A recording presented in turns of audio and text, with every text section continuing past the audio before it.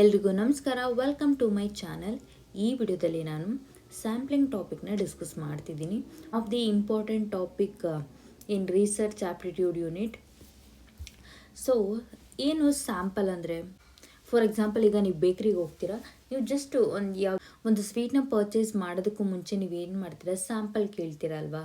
Taste ನೋಡೋದಕ್ಕೆ, ಅದು ಚೆನ್ನಾಗಿದೆಯೋ ಇಲ್ವೋ ಅಂತ ಟೆಸ್ಟ್ ಮಾಡೋದಕ್ಕೆ ಸ್ಯಾಂಪಲ್ ಕೇಳ್ತೀರಲ್ವ, ಅದನ್ನು ನಾವು ಸ್ಯಾಂಪಲ್ ಅಂತ ಕರಿತೀವಿ. ಆ ಪ್ರೋಸೆಸ್ ಇರುತ್ತಲ್ವ, ಸೆಲೆಕ್ಟ್ ಮಾಡೋ ಅಂಥ ಪ್ರೋಸೆಸ್ಸು, ಅದನ್ನು ನಾವು ಸ್ಯಾಂಪ್ಲಿಂಗ್ ಅಂತ ಕರಿತೀವಿ. ಡೆಫಿನೇಷನ್ನ ನೋಡೋದಾದರೆ a selection of people or objects that are representative of population. Select ಮಾಡೋವಂಥದ್ದು ಒಂದು ಹ್ಯೂಜ್ ಪಾಪ್ಯುಲೇಷನಲ್ಲಿ ಅಥವಾ ಹ್ಯೂಜ್ ತುಂಬ ಆಬ್ಜೆಕ್ಟ್ಸ್ ಇರೋ ಅಂಥದ್ರಲ್ಲಿ ಒಂದನ್ನು ಸೆಲೆಕ್ಟ್ ಮಾಡಿ, ಸೊ ಅದನ್ನು ರೆಪ್ರೆಸೆಂಟ್ ಮಾಡಿ ಹೇಳೋ ಅಂಥದ್ದನ್ನು ನಾವು ಸ್ಯಾಂಪ್ಲಿಂಗ್ ಅಂತ ಕರಿತೀವಿ ಅಥವಾ ಸ್ಯಾಂಪಲ್ ಅಂತ ಕರಿತೀವಿ. ಈ ಪ್ರೋಸೆಸ್ನ ನಾವು ಸ್ಯಾಂಪ್ಲಿಂಗ್ ಅಂತ ಕರಿತೀವಿ. ಒಂದು ಸೆಲೆಕ್ಟ್ ಮಾಡುವಂಥ ಆಬ್ಜೆಕ್ಟ್ನ ನಾವು ಸ್ಯಾಂಪಲ್ ಅಂತ ಕರಿತೀವಿ. ಆ ಸ್ಯಾಂಪಲ್ ಏನಕ್ಕೆ ತೊಗೋಬೇಕು ಅಂತಂದರೆ, ಫಾರ್ ಎಕ್ಸಾಂಪಲ್ ನೀವು ಒಂದು ಸ್ವೀಟ್ನ ತೊಗೊಂಡಿರ್ತೀರ, ಟೇಸ್ಟ್ ಮಾಡ್ತೀರಾ, ನೀವು ಜಡ್ಜ್ ಮಾಡ್ತೀರಾ ಏನು ಪರ್ಟಿಕ್ಯುಲರ್ ಸ್ವೀಟ್ ಇರುತ್ತಲ್ವ, ಅದನ್ನೆಲ್ಲ ನೀವು ಜಡ್ಜ್ ಮಾಡ್ತೀರಾ. ಎಸ್, ತುಂಬ ಟೇಸ್ಟಿಯಾಗಿದೆ, ಚೆನ್ನಾಗಿದೆ, ಸ್ವೀಟ್ ತುಂಬ ಸ್ವೀಟ್ ಆಗಿದೆ ಅಥವಾ ಮೈಲ್ಡ್ ಸ್ವೀಟ್ ಆಗಿದೆ ಅಂತ ಈ ಥರ ರೆಪ್ರೆಸೆಂಟ್ ಮಾಡಿ ಹೇಳ್ತೀರಲ್ವ, ಅದನ್ನು ನಾವು ಏನಂತ ಕರಿತೀವಿ, ಸ್ಯಾಂಪ್ಲಿಂಗ್ ಅಂತ ಕರಿತೀವಿ. ಐ ಹೋಪ್ ಸ್ಯಾಂಪ್ಲಿಂಗ್ ಅರ್ಥ ಆಗಿದೆ ಅಂತ ಅನ್ಕೋತೀನಿ. Next key terms related to sampling. ಯಾವುದೆಲ್ಲ ಟರ್ಮ್ಸ್ ರಿಲೇಟೆಡ್ ಟು ಸ್ಯಾಂಪ್ಲಿಂಗ್ ಅಲ್ಲ ಅಂತಂದರೆ, ಫಾರ್ ಎಕ್ಸಾಂಪಲ್ ಪಾಪ್ಯುಲೇಷನ್ ಅಂತಂದರೆ, ಈಗ ಪಾಪ್ಯುಲೇಷನ್ ಅಂತಂದರೆ ಜಸ್ಟ್ ಇದು ಪೀಪಲ್ ಅಂತ ಅಲ್ಲ. ಸೊ ನೀವು ಯಾವುದೋ ಒಂದು ಸ್ಯಾಂಪಲ್ನ ರೆಪ್ರೆಸೆಂಟ್ ಮಾಡಿ ಹೇಳ್ತಿದ್ರೆ ಅಂದರೆ ಟೋಟಲ್ನ, ಅದು ಏನಾಗಿರುತ್ತೆ, ಪಾಪ್ಯುಲೇಷನ್ ಆಗಿರುತ್ತೆ. ಇದಿಷ್ಟು ಏನಾಗಿರುತ್ತೆ, ಪಾಪ್ಯುಲೇಷನ್ ಆಗಿರುತ್ತೆ. ಇಲ್ಲೇನು ರೆಪ್ರೆಸೆಂಟ್ ಮಾಡಿ ನಾವು ಹೇಳ್ತಿದ್ವಿ, ಇದೆಲ್ಲ ಏನಾಗಿರುತ್ತೆ, ಪಾಪ್ಯುಲೇಷನ್ ಆಗಿರುತ್ತೆ. ಪಾಪ್ಯುಲೇಷನ್ ಅಂದರೆ ಪೀಪಲ್ ಅಷ್ಟೇ ಅಲ್ಲ, ಅದು ಆಬ್ಜೆಕ್ಟ್ ಆಗಿರ್ಬೋದು, ಐಟಮ್ ಆಗಿರ್ಬೋದು, ಪ್ರಾಡಕ್ಟ್ ಏನು ಬೇಕಾದರೂ ಆಗಿರ್ಬೋದು. ಇಲ್ಲಿ ನಾವು ತೊಗೊಂಡಿರೋವಂಥ ಏನು ಸೆಲೆಕ್ಟ್ ಮಾಡಿರ್ತೀರಲ್ವ, ಅದನ್ನು ನಾವು ಸ್ಯಾಂಪಲ್ ಅಂತ ಕರಿತೀವಿ. ಸ್ಯಾಂಪಲ್ ಸೈಜ್ ಅಂತಂದರೆ ದ ನಂಬರ್ ಆಫ್ ಇಂಡಿವಿಜುವಲ್ ಅಥವಾ ಐಟಮ್ಸ್ ಸೆಲೆಕ್ಟೆಡ್ ಇನ್ಕ್ಲೂಡ್ ಮಾಡಿರ್ತೀರಲ್ವ ಪ್ರೋಸೆಸಲ್ಲಿ, ಅದನ್ನು ನಾವು ಸ್ಯಾಂಪಲ್ ಸೈಜ್ ಅಂತ ಕರಿತೀವಿ. ಆ್ಯಂಡ್ ವೇರಿಯೇಷನ್ ಇನ್ ಪಾಪ್ಯುಲೇಷನ್ ಅಂತಂದರೆ, ಈಗ ಒಂದು ಐಸ್ ಕ್ರೀಮಲ್ಲಿ ತುಂಬ ಫ್ಲೇವರ್ಸ್ ಇರ್ತಾವಲ್ಲ, ಅದನ್ನು ವೇರಿಯೇಷನ್ ಅಂತ ಕರಿತೀವಿ. ಆ ಫ್ಲೇವರ್ ಆಗಿರಬಹುದು ಅಥವಾ ಕಲರ್ಸ್ ಆಗಿರ್ಬೋದು, ಟೇಸ್ಟ್ ಆಗಿರ್ಬೋದು, ಅದರಲ್ಲೂ ತುಂಬ ವೆರೈಟಿ. ಚಾಕ್ಲೇಟಲ್ಲಿ ಡಾರ್ಕ್ ಚಾಕ್ಲೇಟ್ ಮತ್ತು 75% ಚಾಕ್ಲೇಟ್, 90 ಈ ಥರ ವೇರಿಯೇಷನ್ ಇದೆಯವಲ್ಲ, ಅದನ್ನು ನಾವೇನಂತ ಕರಿತೀವಿ, ವೇರಿಯೇಷನ್ ಇನ್ ಪಾಪ್ಯುಲೇಷನ್ ಅಂತ ಕರಿತೀವಿ. ಇಷ್ಟು ಟರ್ಮ್ಸು ರಿಲೇಟ್ ಆಗಿರುತ್ತೆ ಸ್ಯಾಂಪಲ್ಗೆ. Next we have types of sampling. Types of ಸ್ಯಾಂಪ್ಲಿಂಗಲ್ಲಿ ಫಸ್ಟ್ ಒನ್ ಬಂದು ಪ್ರೊಬ್ಯಾಬಿಲಿಟಿ ಆರ್ ರ್ಯಾಂಡಮ್ ಸ್ಯಾಂಪ್ಲಿಂಗ್ ಅಂತ.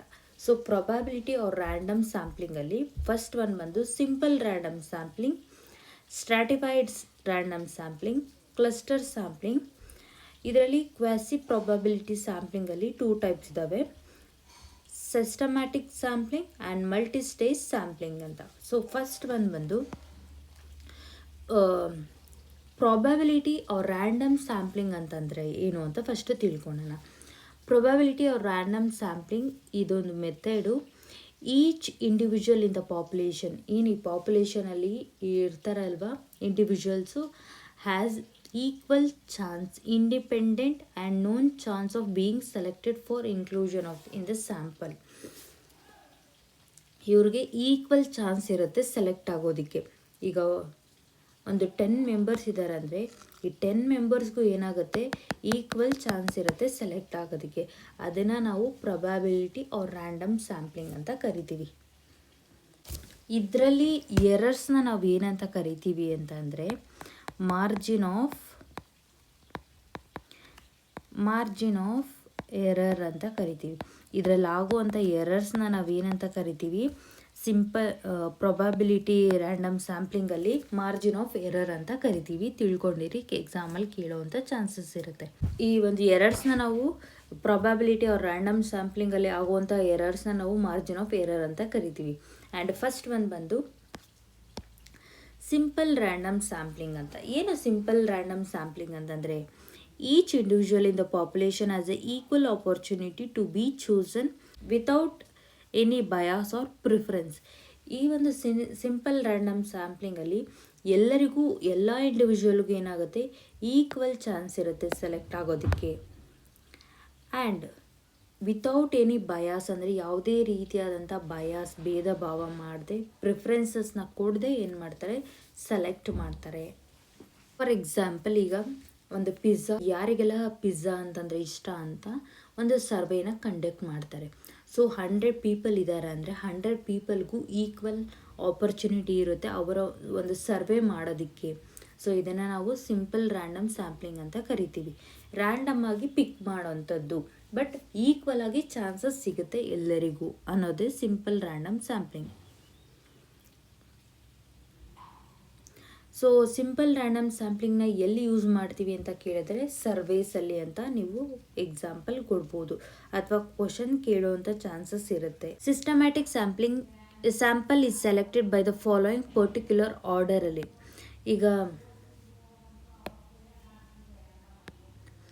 ಈಗ ರ್ಯಾಂಡಮ್ ಆಗಿ ಪಿಕ್ ಮಾಡುವಂಥದ್ದಲ್ಲ, ಸಿಸ್ಟಮ್ಯಾಟಿಕ್ ಆಗಿ. ಫಾರ್ ಎಕ್ಸಾಂಪಲ್, ಈಗ ಫಸ್ಟ್ ನಾವು ಪಿಕ್ ಮಾಡಿದ್ದೀವಿ ಅಂದರೆ ನೆಕ್ಸ್ಟು ಏನು ಮಾಡ್ತೀವಿ, ಥರ್ಡ್ ಸ್ಯಾಂಪಲ್ನ ಸೆಲೆಕ್ಟ್ ಮಾಡ್ತೀವಿ, ನೆಕ್ಸ್ಟ್ ಫಿಫ್ತು ಆಡ್ ಅಥವಾ ಈವನ್ ಆಗಿ ಸೆಲೆಕ್ಟ್ ಮಾಡೋವಂಥದ್ದು, ಅಥವಾ ಎವ್ರಿ 10th ನಾವೇನು ಮಾಡೋವಂಥದ್ದು, ಪಿಕ್ ಮಾಡೋವಂಥದ್ದು. ಈ ರೀತಿಯಾಗಿ ಸಿಸ್ಟಮ್ಯಾಟಿಕ್ ಆಗಿ ಸೆಲೆಕ್ಟ್ ಮಾಡುವಂಥ ಸ್ಯಾಂಪಲ್ನ ನಾವು ಸಿಸ್ಟಮ್ಯಾಟಿಕ್ ಸ್ಯಾಂಪ್ಲಿಂಗ್ ಅಂತ ಕರಿತೀವಿ. ಫಾರ್ ಎಕ್ಸಾಂಪಲ್, ಸಿಸ್ಟಮ್ಯಾಟಿಕ್ ಸ್ಯಾಂಪಲ್ನ ಎಲ್ಲೆಲ್ಲ ನಾವು ಯೂಸ್ ಮಾಡ್ತೀವಿ ಅಂದರೆ ಕ್ವಾಲಿಟಿ ಕಂಟ್ರೋಲ್ ಆ್ಯಂಡ್ ಮ್ಯಾನುಫ್ಯಾಕ್ಚರಿಂಗಲ್ಲಿ.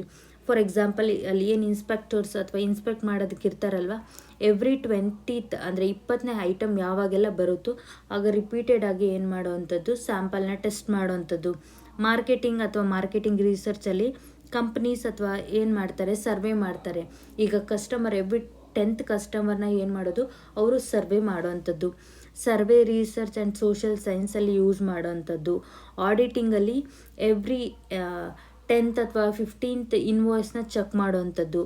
ಎನ್ವೈರ್ಮೆಂಟಲ್ ಮಾನಿಟರಿಂಗಲ್ಲಿ ಈಗ ರಿಸರ್ಚರ್ ಏನು ಮಾಡ್ತಾರೆ, ಎವ್ರಿ 10th ಟ್ರೀನ ಏನು ಮಾಡ್ಬೋದು, ಫಾರೆಸ್ಟಲ್ಲಿ ಈಗ ಥೌಸಂಡ್ಸ್ ಆಫ್ ಟ್ರೀಸ್ ಇರುತ್ತೆ, ಎಲ್ಲ ಟ್ರೀನೂ ನಾವು ಚೆಕ್ ಮಾಡೋದಕ್ಕಾಗಲ್ಲ.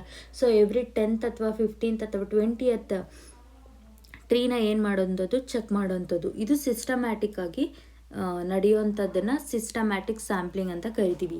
ಇಲ್ಲಿ ನೋಡಿ, ಎಲ್ಲ ಆಡ್ ನಂಬರ್ಸ್ನ ಏನು ಮಾಡಿದ್ದೀವಿ, ಸ್ಯಾಂಪಲ್ಗೆ ಸೆಲೆಕ್ಟ್ ಮಾಡಿರೋದು. ಇದಿಷ್ಟು ಏನಾಗಿರುತ್ತೆ, ಸಿಸ್ಟಮ್ಯಾಟಿಕ್ ಸ್ಯಾಂಪ್ಲಿಂಗ್ ಆಗಿರುತ್ತೆ. Next we have multi stage sampling. So multi stage ಸ್ಯಾಂಪ್ಲಿಂಗಲ್ಲಿ ಯಾವ ರೀತಿ ಅಂತಂದರೆ, ಒಂದು ಸ್ಯಾಂಪಲ್ನ ನೀವು ತೊಗೋತಿದ್ದೀರಾ ಅಂದರೆ ಡಿಫ್ರೆಂಟ್ ಸ್ಟೇಜಸ್ಸಲ್ಲಿ ಅದು ಇನ್ವಾಲ್ವ್ ಆಗುತ್ತೆ.